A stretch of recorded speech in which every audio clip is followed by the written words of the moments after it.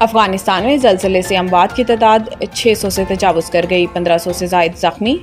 अफगान खबर एजेंसी खामा प्रेस के मुताबिक अफगानिस्तान में गुज़िश्ता रात आने वाले ज़लज़ले में हलाकतों की तादाद बढ़कर अब 622 तक पहुँच गई है, जबकि 1500 से ज़ायद अफराद ज़ख्मी हैं। रिपोर्ट के मुताबिक गुज़िश्ता शब अफगानिस्तान की मकामी वक्त के मुताबिक रात 11:47 पर 6.0 शिदत का ज़लज़ला आया था और तकरीबन 20 मिनट बाद ही इसी सूबे में 4.5 शिदत का एक और झटका महसूस किया गया, जिसकी गहराई 10 किलोमीटर थी। इस हवाले से अमरीकी जियोलॉजिकल सर्वे का कहना है कि अफगानिस्तान में गुज़िश्ता रात आए ज़लज़ले की शिदत 6 रिकॉर्ड की गई। ज़लज़ले का मरकज़ नंगरहार सूबे के शहर जलालाबाद से 27 किलोमीटर मशरिक में था, जबकि ज़लज़ले की गहराई 8 किलोमीटर थी।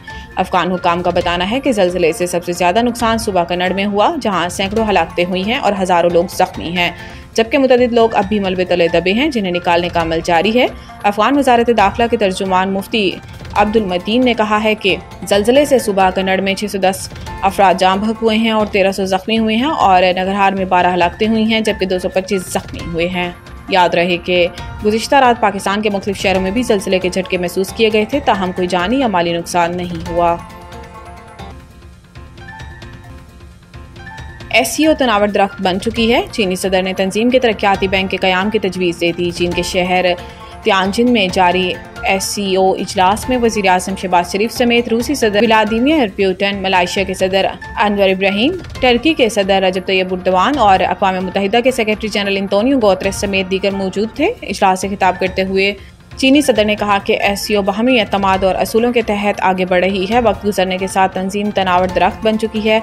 SCO मुल्कों के दरमियान मुख्तलिफ शोबों में ताउन की बहुत गुंजाइश है। रुकन मुल्कों को तिजारत और मईशत के शोबों में दस्तियाब मौक़े से इस्तेफ़ादा करना होगा। चीन के सदर ने SCO तरक्याती बैंक के क़याम की तजवीज़ दी और कहा कि मुश्तरका खुशहाल मुस्तक़बिल के लिए तिजारती और मवासलाती रवाबित बढ़ाना होंगे। चीन रुकन मुल्कों की समाजी और मुआशी तरक्की में किरदार अदा करने के लिए पुरअज़्म है। इन्होंने कहा कि आवाम की खुशहाली के लिए SCO मुल्कों को अमली इक़दामात करना होंगे।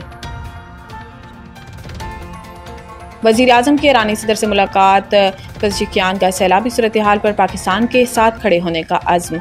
चीन के शहर तियानजिन में शंघाई ताउन तंजीम SCO के सरबराही इजलास के मौका पर वज़ीर आज़म शहबाज शरीफ और ईरानी सदर मसूद पज़ेशिकियान की मुलाकात हुई, जिस दौरान वज़ीर ख़ारजा इसहाक़ डार, फील्ड मार्शल सैयद आसिम मुनीर और वफ़ाक़ी वज़रा भी मौजूद थे।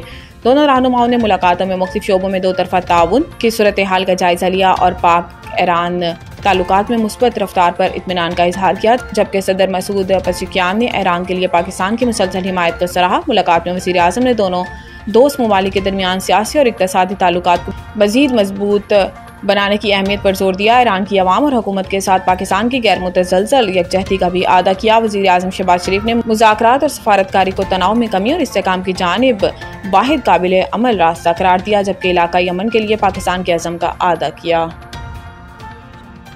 इमरान खान और बुशरा बीबी के खिलाफ तोशाखाना 2 केस की समाअत एक बार फिर मनसूख। इस्लामाबाद बानी PTI इमरान खान और बुशरा बीबी के खिलाफ तोशाखाना 2 केस की समाअत मनसूख हो गई। इस्लामाबाद के डिस्ट्रिक्ट जज शाहरुख अर्जमिन ने इमरान खान और इनकी अहलिया बुशरा बीबी के खिलाफ तोशाखाना 2 केस की समाअत करना थी। अदालती अमले ने इमरान खान के वकला को समाअत मनसूख होने से मतला करते हुए कहा कि केस की नई तारीख दी जाएगी। वाज़ेह रहे कि केस की आखिरी समाअत 26 अगस्त को अडियाला जेल में हुई थी, जिसके बाद 27 और 30 अगस्त की तारीख पर केस बगैर समाअत के मुलतवी कर दिया गया। दरियाई सिंध में 5 सितंबर को इंतहाई ऊंचे दर्जे का सैलाब आने का इम्कान। मौजूदा सूरत हाल के दौरान गुड्डू, सखर और कोटरी बैराज में निचले दर्जे का सैलाब है।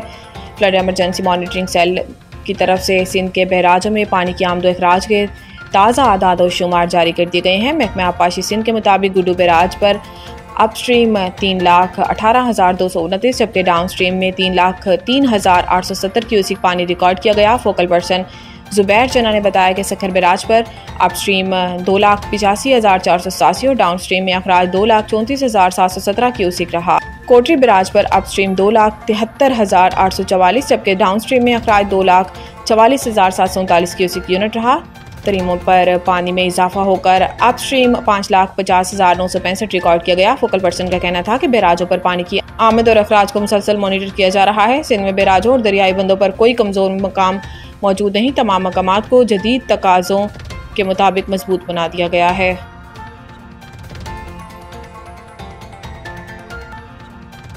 वसीम अकरम का बाबर आजम को दबाव से निकलने, तनकीद नजरअंदाज करने का मशवरा। तफसीलात के मुताबिक साबिक कप्तान और स्विंग के सुल्तान वसीम अकरम ने स्टार बैटर बाबर आजम की हालिया कारकर्दगी और फॉर्म पर खुलकर ख्यालात का इजहार किया है। इन्होंने बाबर आजम को हिदायत की कि वो दबाव से निकलें, तनकीद को नजरअंदाज करें और अपनी क्लास पर भरोसा करते हुए टीम के लिए बेहतरीन इनिंग्स खेलें। एक निजी टीवी शो में गुफ्तगू करते हुए वसीम अकरम का कहना था कि बाबर आजम हमारे सुपरस्टार और दुनिया के बेहतरीन खिलाड़ियों में से एक हैं। इन्होंने कहा कि मैं बाबर को यही मशवरा दूंगा कि पुरसकून रहें, गैर ज़रूरी प्रेस कॉन्फ्रेंस को अहमियत ना दें और याद रखें कि फॉर्म वक्ती होती है लेकिन क्लास हमेशा के लिए। मेहनत जारी रखें, आप दोबारा दुनिया की बेहतरीन बैटर्स में शुमार होंगे। वसीम अकरम ने मजीद कहा कि अगरचे बाबर आजम पहले ही आलमी मयार के बैटर हैं लेकिन इनकी बेहतरीन कारकर्दगी अभी आना बाकी है। वो मुस्तकबिल में पाकिस्तान को अहम फतूहात भी दिलवाएंगे।